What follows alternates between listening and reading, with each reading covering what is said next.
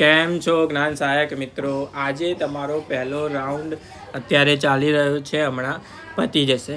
તો જે લોકોને પહેલા રાઉન્ડમાં પોતાને જોઈતી સ્કૂલ મળી ગઈ તે લોકોને ખૂબ ખૂબ અભિનંદન. પરંતુ જે લોકોને આ વખતે એવું થયેલું છે કે સ્કૂલો બહુ ઓછી હતી, જેથી કરીને ઘણા લોકોને એમના જિલ્લામાં સ્કૂલ મળી નથી, તો હવે તમારે આજે 5 તારીખ 7 તારીખે તમારો બીજું વેરિફિકેશન માટે તમારે જવાનું હશે. કયા જિલ્લામાં? તો તમે જે જિલ્લો પસંદ કરશો એમાં. તો હવે જિલ્લો બદલવાનો કઈ રીતે? તો સૌથી પહેલાં શું કરવાનું? ગૂગલની અંદર જઈને જ્ઞાન સહાયક ભરતી સર્ચ કરશો, પહેલી લિંક આવશે એ ખોલશો એટલે તમને કંઈક આવું જોવા મળશે.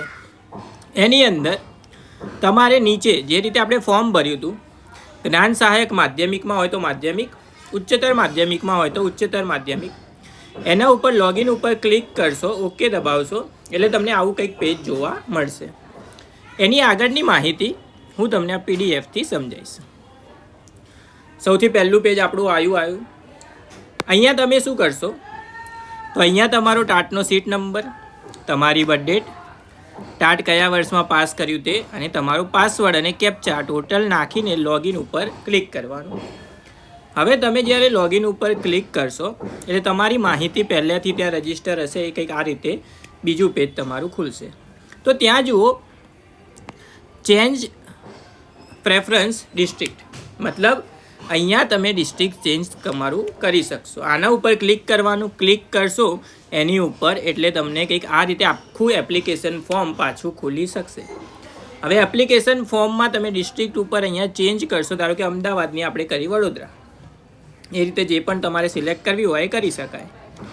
સિલેક્ટ કરશો, કંઈક આ રીતે લિસ્ટ બતાવશે નીચે.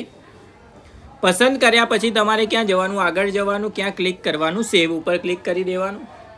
સેવ ઉપર ક્લિક કરશો એટલે આવો મેસેજ તમને જોવા મળશે કે સક્સેસફુલી સબમિટેડ. એના પછી હવે તમે ડિસ્ટ્રિક્ટ જે ચેન્જ કર્યું, તમારું જે જૂની એપ્લિકેશન હતી એ બીજા ડિસ્ટ્રિક્ટની હતી, તો તમે હવે ચેન્જ કર્યું તો ફરીથી તમારે શું કરવી પડશે? એપ્લિકેશનની પ્રિન્ટ લેવી પડશે. પ્રિન્ટ એપ્લિકેશન ઉપર ક્લિક કરશો એટલે પાછી તમારી એપ્લિકેશન કંઈક આ રીતે તમને જોવા મળશે, જ્યાં તમારું ડિસ્ટ્રિક્ટ ચેન્જ થયેલું હશે. તમારે શું કરવાનું? આની પ્રિન્ટ નીકાળવાની. બાકીના ડોક્યુમેન્ટ તો તમારી જોડે હશે જ, ઝેરોક્સ અને ઓરિજિનલ બધા લઈને ક્યાં જવાનું? તો જે જિલ્લો તમે પસંદ કરશો એના વેરિફિકેશન સેન્ટર ઉપર જવાનું રહેશે. તમે જ્યાં રહેતા હોય એ જિલ્લામાં નહીં, તમે જે જિલ્લો પસંદ કર્યો છે એ વેરિફિકેશન સેન્ટર ઉપર તમારે જવાનું રહેશે. અને આ બધી વસ્તુ ખુલશે ક્યારે ચેન્જ કરવાનું? તો આજે રાત્રે 10 વાગ્યા પછી આ વસ્તુ ખુલશે અને કાલનો દિવસ આ વસ્તુ ચાલશે, જેમાં તમે તમારો જિલ્લો બદલી શકો છો.